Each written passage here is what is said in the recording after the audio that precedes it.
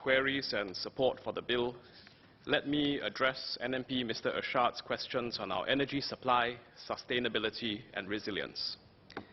As a small country without any natural resources, Singapore imports nearly all of our energy needs. This makes us vulnerable to supply risks. Prior to 2013, we were completely reliant on Malaysia and Indonesia for our natural gas supply, which is transported to us via pipes. As the member has noted, our piped gas contracts are set to expire over the next decade or so.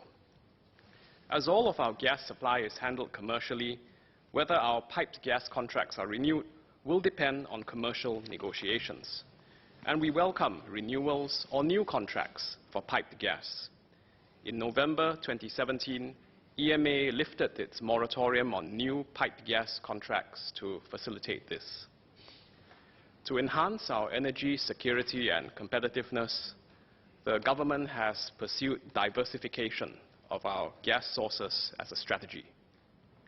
To that end, the government has built a liquefied natural gas (LNG) terminal, which has enabled us to procure natural gas in the form of LNG from a wider range of sources, such as Australia, the US, as well as Trinidad and Tobago. We have also adopted a competitive licensing framework to procure LNG on a tranche-by-tranche basis. This will provide Singapore the flexibility to take advantage of opportunities in the global gas market, including more competitive price indexation and contract terms, while diversifying our gas sources to reinforce our supply security. To further strengthen our energy security, we have also added capacity to the LNG terminal ahead of demand, providing us with spare capacity to cater for any potential disruption in our piped natural gas supply. The terminal today has a peak throughput capacity of 11 million tons per annum, sufficient to meet demand for the near future. The government will continue to plan ahead for our next phase of LNG infrastructure development. We are currently exploring several options to see which best meets our long-term LNG needs and further improves our energy security.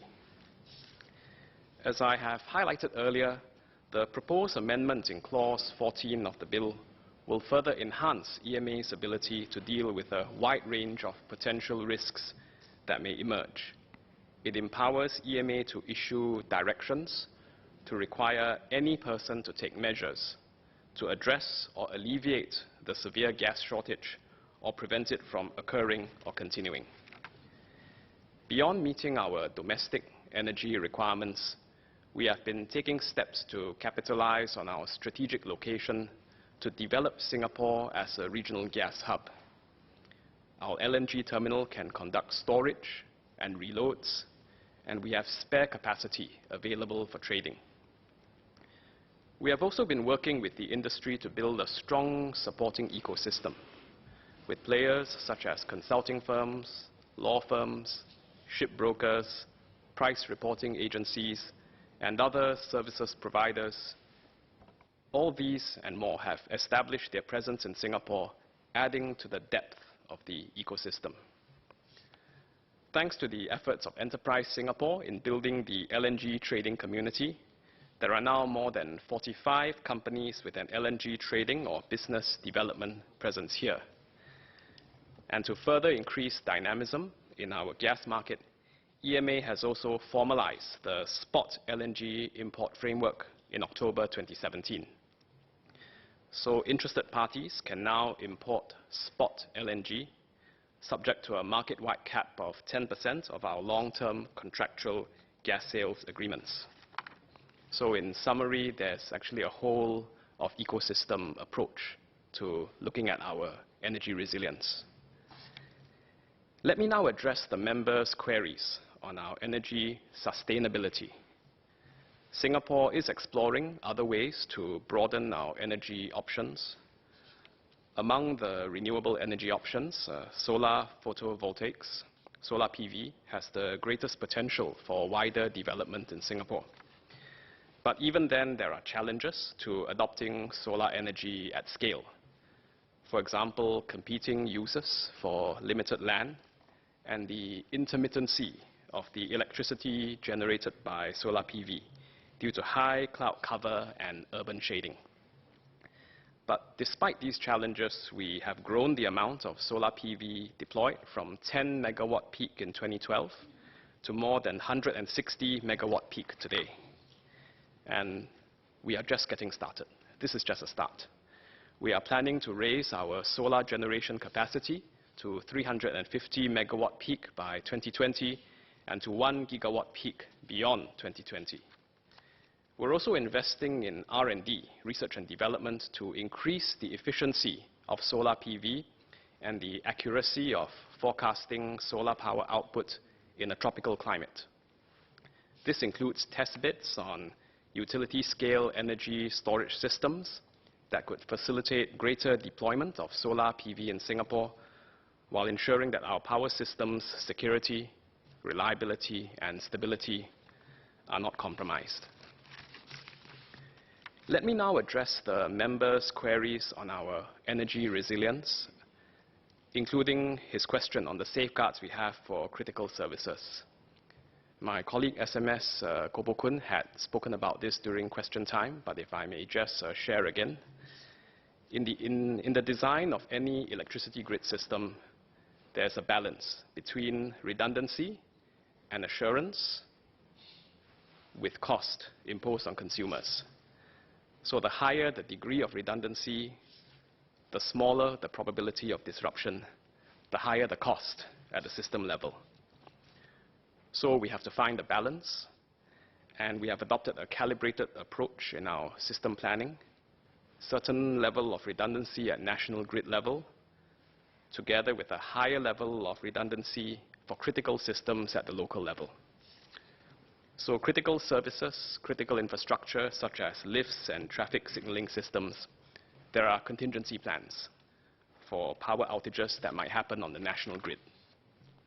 For example, passenger lifts must be installed with an automatic rescue device. So if there's a power failure, the lift will be parked at the nearest floor and open its doors. For lifts in very high-rise residential buildings or those serving both residential and non-residential users, a standby generator is required to provide emergency power to resume at least one lift's operations. As for our public hospitals, these are provided with dual supply sources. So if one of the supply sources fails, each can provide backup to the hospital. In addition, if there is any disruption from the main power source, there are backup power systems, whether diesel generators or uninterrupted power supply, UPS systems, and these will automatically kick in to support critical equipment and critical facilities.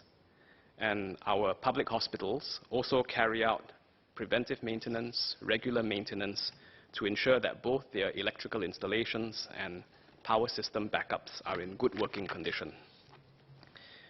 During the power outage on 18th of September, hospitals in the affected areas activated their backup power supply immediately, and this prevented disruptions to operations and patient care.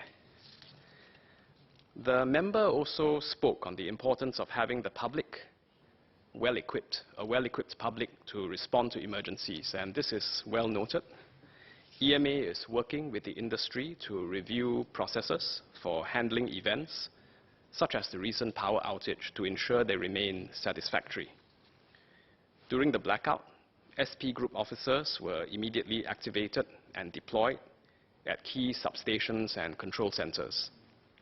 And the SP Group also provided the public with progressive updates on its social media channels and concurrently informed the media of updates as well. But with every incident, we will continue to review carefully and to see how we can further improve. Mr. Speaker, I would like to thank the member who spoke on this bill and the valuable comments he provided. In summary, this bill will ensure that the Gas Act continues to remain effective and relevant in enhancing gas supply security and strengthening safeguards for such critical infrastructure. Sir, I beg to move. The question is that the bill be now read a second time. As many as are of the opinion say aye. To the contrary say no. I think the ayes have it. The ayes have it. The Gas Amendment Bill. Committee stage, what day? Now, sir, I beg to move that Parliament will immediately resolve itself into a committee on the bill. The question is that Parliament will immediately resolve itself into a committee on the bill. As many as are of the opinion say aye. To the contrary say no. I think the ayes have it. The ayes have it.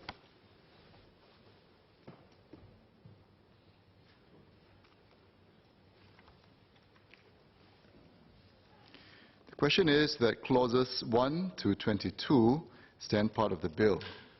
As many as are of the opinion say aye. To the contrary say no.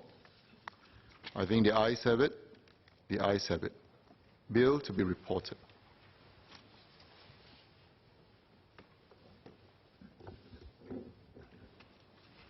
Minister for Trade and Industry. Mr. Speaker, I beg to report that the bill has been considered in committee and agreed to without amendment. Third reading, what day? Now, sir, I beg to move that the bill be now read a third time. The question is that the bill be now read a third time. As many as are of the opinion say aye. To the contrary say no. I think the ayes have it. The ayes have it. The Gas Amendment Bill.